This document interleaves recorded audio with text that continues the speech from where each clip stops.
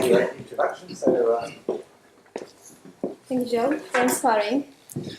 I remember when Joe came to me one day and said, I'm going to write a book about trade and globalization, I wondered why a former doctor, an entrepreneur, is writing about international trade. Right? So I'm a real economist, and I'm going to stay today talking the proper economic perspective. But then when you think about it, it is really needed. Economics and many parts of economic sciences, but many other things, has fallen into the state of complacency, where people, organizations, policymakers, economists, politicians think that things are right, things are okay. We have done this trade thing, we have fixed it. There's no need to do anything about it. And that's obviously a way to disaster, crisis. And maybe that's why we need those fresh perspectives and a fresh look. This happens also to other parts of economics. I've always been arguing for multilateral approach to economics and cooperation with all the sciences, and I think that's why we should have these concepts. I agree very much that in the end, Trump is good for global trade. In the short term, it's negative, but the jolt that his behavior, this very unstately behavior and a direct attack creates is exactly what's needed to awaken people to that risk of complacency. We have similar things in Europe. Brexit is a shock to the European system. And probably these things were to happen because clubs and rules that were designed on thinking from the 19th century and 18th century, from clubs that were designed in the late 40s, have admitted wider group of countries into them, and it was to be expected that they would try to test the rules. China in WTO, Hungary, let's say, in the European Union. They are all different, they may not necessarily play by the same rules. And that's why the system has to adjust. It has to be much more relevant for the changing world than it was in the 40s. But also, we cannot blame China for doing certain things, or emerging markets for doing certain things. If you had 1.3 billion people to feed and maintain fast pace of growth, you do things. And who can blame Chinese for doing things that we used to do? Right. Right? What were the robber barons? Who were the people who built the railways in the US? Who stole the rubber tree from Brazil? It was all the old countries that did exactly the same. If we can now complain about Chinese stealing intellectual property, we should remember the story of the rubber tree, how it was smuggled in a stick on a ship because Brazil was protecting its property, not exactly intellectual, but biological property. Now, one of the major criticisms I have of the discussions done by non-professionals is this thing of blaming problems on trade balances. I think we need to remember that trade balances are an outcome of a macroeconomic process, and some countries decide to invest and save, invest less and consume less, and save more. That is China, that is also Germany. They reflect much more the underlying developments and fundamentals than just the thing about trade or the way they conduct trade. Trade is a conduit there of those balances, it reflects it, but it's not the reason. That's why we cannot also assign powers to trade balances or trade surpluses. This is a spurious regression, and this is the fallacy of causality. China is not a mighty country because it has a trade surplus. China is a mighty country because it produces a lot and chooses to save a lot and then deploy that capital. By the way, just yesterday we had the data on current account in China, and for the first time this current account was in deficit. So will China become a weaker country just because it has a current account deficit in the first quarter of this year? It will not. It just reflects the fact that they have now balancing the economy a bit better. And then the second thought, and of course that I agree quite a lot with Joe and his co-author, that it's not really trade that's to blame for globalization, for losses of jobs. It's the conduit of policies. It's the political choices and political decisions on who benefits from trade and who benefits from globalization. Trade is just one of the many things that happens in the world. It's our choices and values that we represent as politicians or consumers. The same is with overconsumption. Why is that shop full of things? It's because we want to do that. Maybe because we were told we have to do that. Why do we then buy magazines that are full of ads? There's nothing else in them. I watch them, right? We have to then ask ourselves hard questions, right? Are we to blame because we want to consume? Because, for example, we want to buy mineral water from a different continent. It doesn't make any sense, but we do it. So that's that much more fundamental choice in the who we favor in economic decisions and what is our objective and the desire for that relentless growth, which then brings us the environmental damage and the externalities that are so uncomfortable to think about that we need to address. Let me just give you a few examples because Joe in his book also talked a lot about US and the UK, but let's look at some other countries. For example, Czech Republic and Slovakia. They used to be the same country. They split only in the 90s. Yet, if you look at average growth in GDP in those two countries, they're actually very, very similar. And if you look at the average growth in household income, in Czech Republic it has exceeded GDP. In Slovakia, it's one of the laggards of Europe. These countries have almost the same economic structure. Export is about 100% of GDP, and they export similar goods to similar markets. Yet you have this massive divergence in outcomes because much more of political decision rather than trade globalization. Right? So that should be, we should remember about this. Also, when we think about globalization and its impact on the US, exports are just about 10% of US GDP. In Europe, in most European countries, it's about 40 to 100. Yet inequality in the US is much higher than most of the European countries. So is globalization to blame, or is it really political choices in those countries? And also important to remember that most of global trade is in goods, services are growing, but most of jobs in the world are in services. So that small part of trade in goods, however important it is, it's not really the key reason, and it's not the key reason why globalization might have been so negative for many people in the developed markets. And then I agree with Joe that the global trade system is not complete. It's almost like the Eurozone without its equalizing system of its internal IMF and equalizing the imbalances that arise because you have fixed exchange rates. There was a lot of discussions in the early 90s and mid-90s, also within the OECD, about equalizing tax rates among countries. It failed horribly. OECD managed to convince only small offshore countries to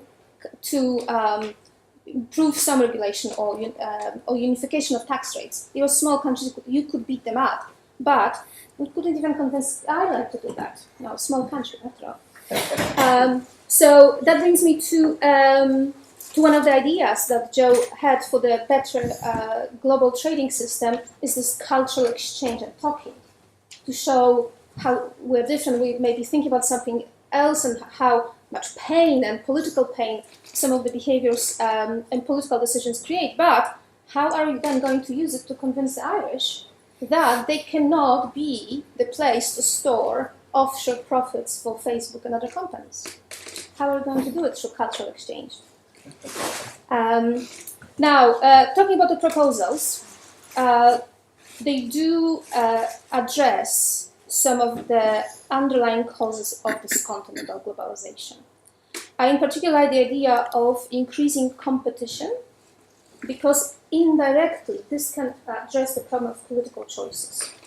And not only competition between companies, but also competition between individuals and corporates in business and politics, because we dearly need that in also to avoid the rise of populist parties who don't solve problems, just create larger mess for now. The second one is adaptability. I fully agree with that. The system is old, outdated, similar to the Washington Consensus. It has not caught up with changing reality. So to stay relevant, it has to be more adaptable and address the emerging problems. The Trans-Pacific Trade Agreement tried to do that, and actually Trump rejected it. It included very specifically intellectual property, but also labor conditions. It didn't say you have to pay this minimum wage. It said countries have to set minimum wages, and they have to make sure that these minimum wages are observed. You can't say to somebody, you can't have that minimum wage, but you can try to impose the same standard, the cultural standard of thinking about the labor market. Trump didn't do it, but this is actually a good example of how we can go about the future of trade agreements. I'm not in favor of some of the other ideas expressed in the book. Before I go to that, I very much agree with the idea of the local, which brings us back to this, are we willing to scale down our consumption? I think the Davos crowd is talking about local because the countries where you used to invest, your foreign direct investments, they're not that cheap anymore. Right? Salaries in many of the emerging markets are getting similar to the level of salaries in some of the poorer developed markets. Let's say, again, bringing back the example of Czech Republic, Slovakia, their incomes and salaries are similar to those in Portugal, Spain, and higher than in Greece. Why would you then put your factory there? It's also that they managed to squeeze out a lot of productivity growth from countries in Asia or Latin America. It's hard to get that marginal dollar, that marginal penny off from investing in those countries.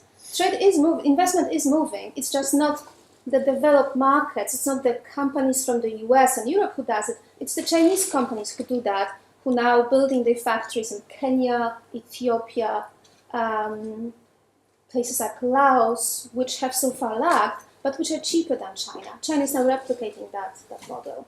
So that's why the Davos crowd will be talking about this locality. Chinese will not be doing that. So let me now bring to some more critical views. I'm very much not in favor of the idea of equalizing trade balances over the economic cycle. It's in the end, if trade balance is an outcome of macroeconomic developments, then you can't address it through a trade agreement. You have to address it through your own domestic decisions of saving, investment, and consumption. If you don't do that, then you will always have either a trade deficit or surplus. And the other thing is also, it's not always that bad to have some of the trade deficit. It's a very different story for emerging markets, but for example, for the US has a trade deficit, but that means foreigners are funding the US to fund that excessive consumption or insufficient savings. But from the money that the US invests abroad, it earns more than it pays on the debt it obtains from foreign countries. So Americans, of course, benefit from the fact that they have the reserve currency of the world, so anybody will give them the money cheaply. But in this case, running a bit of a trade deficit is not that silly if you're earning more money on investing in abroad. Having traveled to many emerging markets and having grown up in one, I very much disagree that for EMs, trade means only right to export. They import a lot. And as Joe had this picture from a shop in the airport, I remember taking pictures in a mountain village in Guatemala called Chichicastenango. This was a market full of people who are Maya. There was probably just very few white people. And in this market, you could buy Chinese-made products, which pretended to be like Mayan products. So these people import a lot, not only goods and services, they also import culture. I think Kenneth Rogoff recently even argued that this is also exporting American obesity to emerging markets because of the cultural norms that the US have exported. Foreign companies have damaged a lot of businesses in emerging market countries. The arrival of, say, a Tesco in a small country kills a lot of shopkeepers. People take it because it's better goods, better quality, it's cheaper, more reliable. But for them, it's also about a lot of imports, even though you would like to be much more of exporting countries. I think the idea of separating trade and financial services with financial flows, this is now being already much more implemented. It has always been there. You could go to countries, developing countries which had foreign banks. It had their subsidiary of Barclays or any other bank, but it had closed financial accounts. So it has always been there. And separating these two conceptually, I think, is very important, because it would also then make policymakers think a little bit harder about what openness means. Now, just one important thing that when we think about these new rules, and this brings me back to the point I had about emerging markets importing, is that when we design these new rules, we have to think what's in it for the other side. Yes, developed markets, rich countries have been hit hard. And it was not a secret. Samuelson has written a paper in, I think, 47, outlining very clearly that there will be damage to low-skilled workers with increasing trade. You learn that in economics classes. It's very inconvenient to remember that bit. And also, during the negotiations when GATT turned into WTO, there was a lot of political backlash against exactly this cost that trade will bring. Some of the countries decided to retire their unqualified workers, offer them disability payments, leave them to fend for themselves, maybe offer some retraining. But definitely the discussion was there, but we don't remember about it anymore. Now, I won't comment much about Brexit. It's a very nice idea to use this opportunity to negotiate trade agreements. However, probably the days of glory of the UK negotiating trade are gone, because there's no warships behind you when you do that. Or financial agreements when, this is not about Falklands, but about Argentina defaulting in the beginning of 20th century, and a couple of warships went to Buenos Aires and that suddenly got paid. So it's going to be very different. Now finally, I do agree that Ricardo would be very shocked. If you remember from the textbook, this was about trade in cloth produced in England and wine produced in Spain. So I think he would be shocked if we were producing wine in the UK these days.